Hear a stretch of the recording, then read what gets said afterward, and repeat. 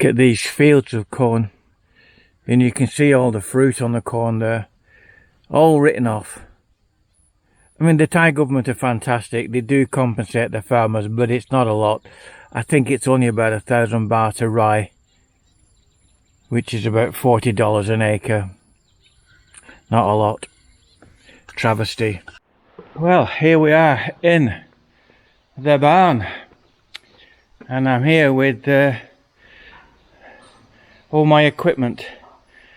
And the first thing is to I mean, look at that.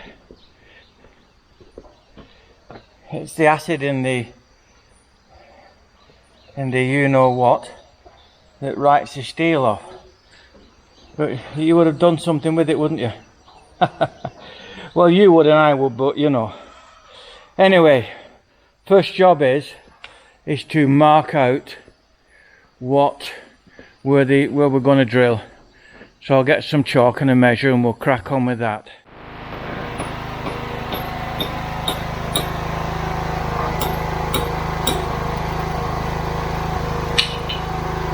Well, I'm driving this rebar in, a good 100 mil into the concrete.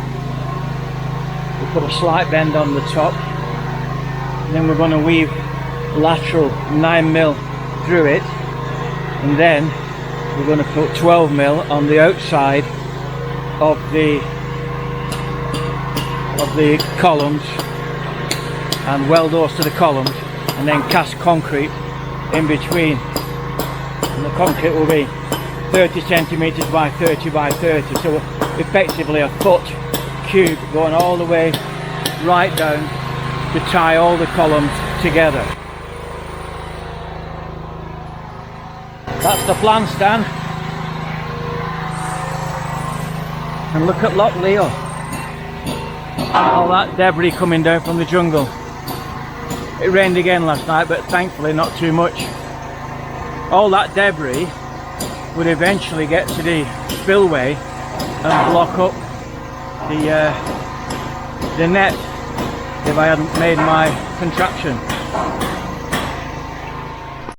You know, don't you, brown dog? Hey, you know, wag dog, you know. Not like him, black dog. Jai Dam.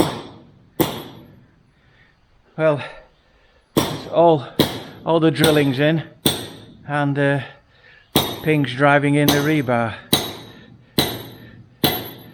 So he's good at that. He's well good at that. So that's stage one. Stage two, I'll go into turn. I'll order the rest of the rebar to come.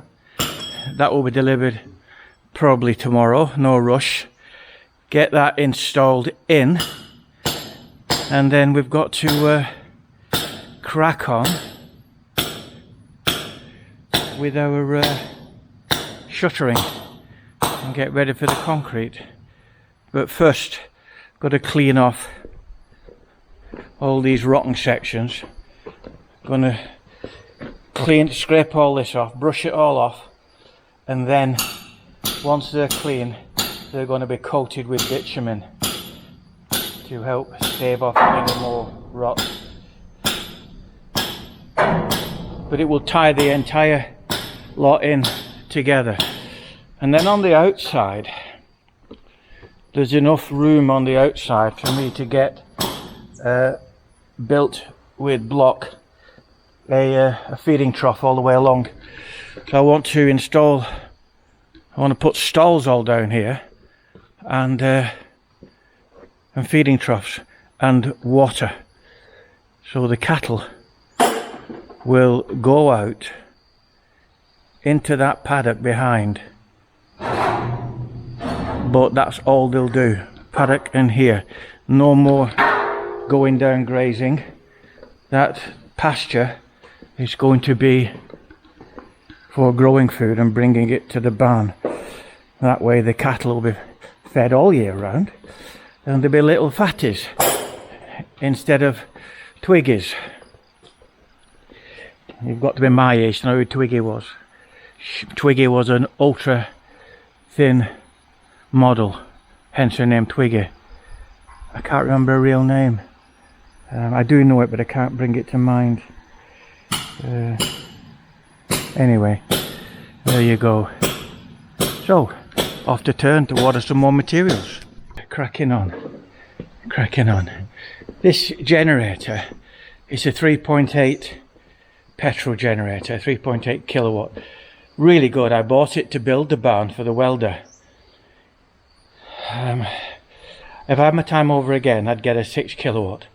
It'll run the welder, no problem. It'll run the cutter, no problem. It won't run them both at once, which is not a big thing, but there you go. And the DeWalt hammer drill, percussion drill, I bought at the same time. Both stood me in really good stead over the years. So that's me for today. Here, I'm gonna look at this sweating like I don't know what. Gonna go to the builders merchants and get some provisions. So I'll see you later. Bye bye for now. Boys and girls going off to get something to eat on the pasture. Now these two little calves in the front look very nice, and given the right jack bit, they will progress. Two in the back having a tussle, practicing jousting.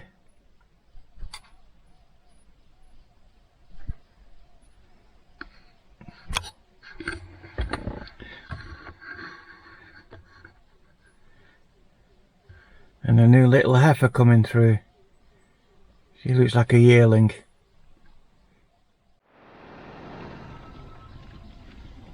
They'll all follow line astern like a convoy.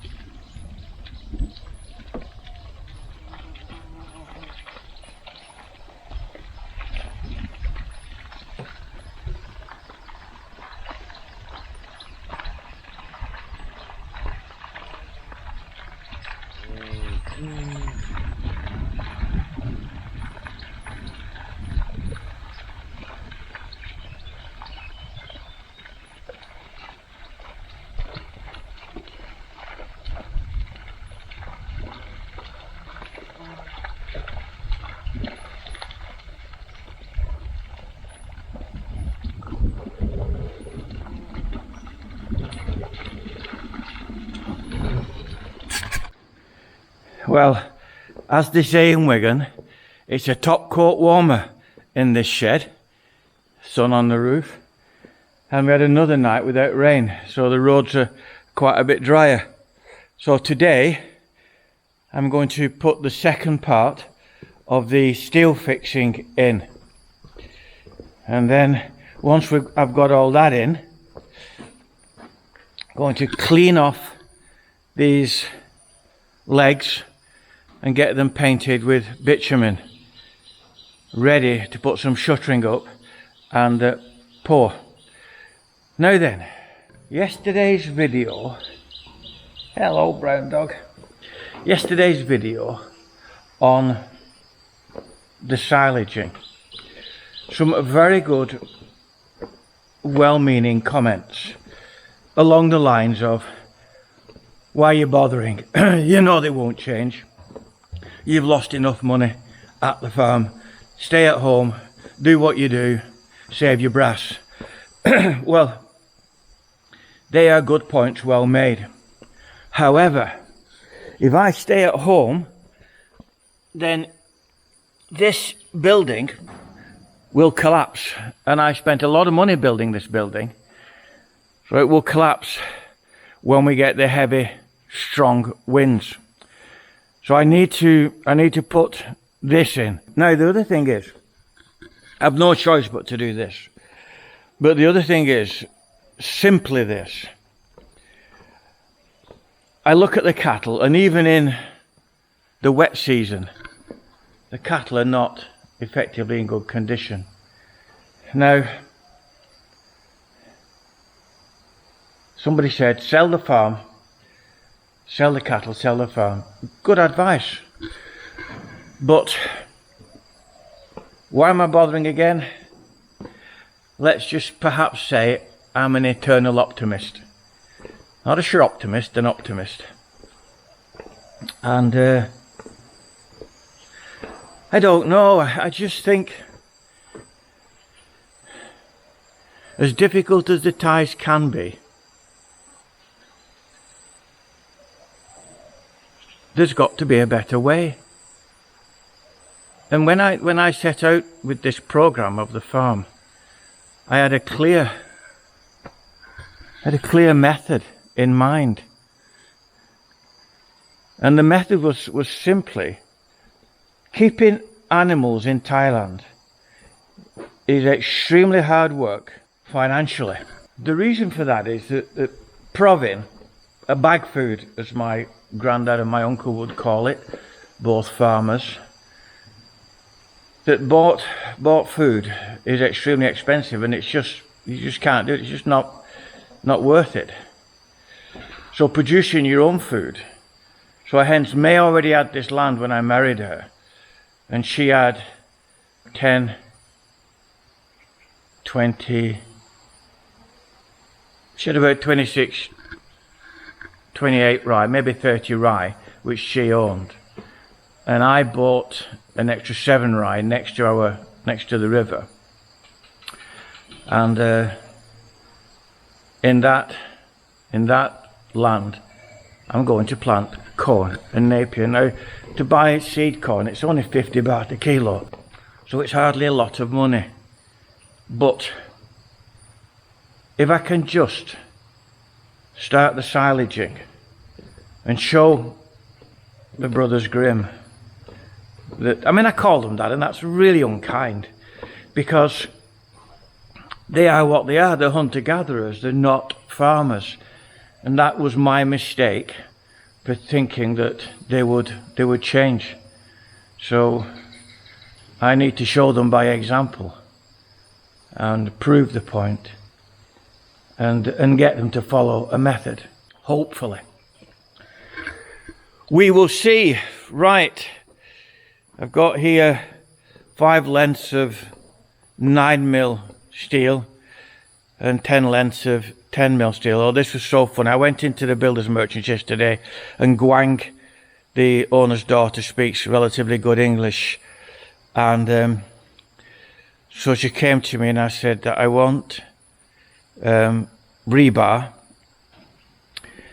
and 10mm. I want 11. And she said, my me, only have 10. I said, no, 10mm, I want 11. She said, no, my me, we only have 10. I said, no, I said, I want 11 lengths of 10mm. Well, it must have taken 20 minutes for me to convince her. Eventually she said, oh, you want 11 pieces. There you go. Lost in translation. I'll get on with work. Now we're giving the base of these pillars a heavy coat of bitumen. And then the next stage will be to get the 10mm, a 10mm rebar along the outside and the inside, and then that will form the reinforcing. Then we've got to install shuttering, and then we'll order we won't. We'll install the shuttering. Then I've got to bring down a finished stall, put it in place, see how it is, and then if that's good, then what we'll do is we'll make more of those, and then once they're all in place, then we'll pour the concrete. Then they'll be bolted, they'll be roll bolted into the base concrete, which is minimum of 200 to 300mm thick. and this is road grade concrete. There's very little difference in cost between the top grade and the bottom grade. So, for example, the top grade was something like 1800 baht to cubic meter, and the bottom grade was something like 1730 baht to cubic meter. There is absolutely no point in scrimping for 70 baht. So I didn't. Now once that's done, then the next stage we'll be able to do exactly the same down that side. But my thoughts are that once the stalls are in place, there's enough room here for all the cattle we have, because we've only got 19 now. You know, maybe not enough room along that one run because the stalls are 1.6 meters apart and it's 20 meters. So that's what, about 12 cattle down this side, and I get the rest down here. She'll be right, mate. She'll be right. And then there's enough room on this outer edge. What I want to build along here is a wall coming up and a wall off the inside of this and form a feeding trough right the way down. And the cattle can be fed from the outside in. Easy peasy. I want to make this operation as simple as possible for them. So simple, even a Thai's going to say, my God, that's a better way of doing it. Don't hold your breath, but that's my thought. And I'm not... People have said, don't invest any more money on the farm, you've lost enough. That's a true story and it's good advice. However, this entire operation is probably not going to cost me 40,000 baht, which is about £1,000, just over $1,000. So it's I've got to arrest this rot in the pus. I've got to arrest that. If I don't do that, the building will collapse, and that will be a lot of money wasted. And the reason they're rotting is my fault. I should have known better. I should have concreted a channel in when I was doing it, but no, I didn't. So my fault. So as the Thais would say to me, "Sum num na, serve yourself right." Bye bye for now.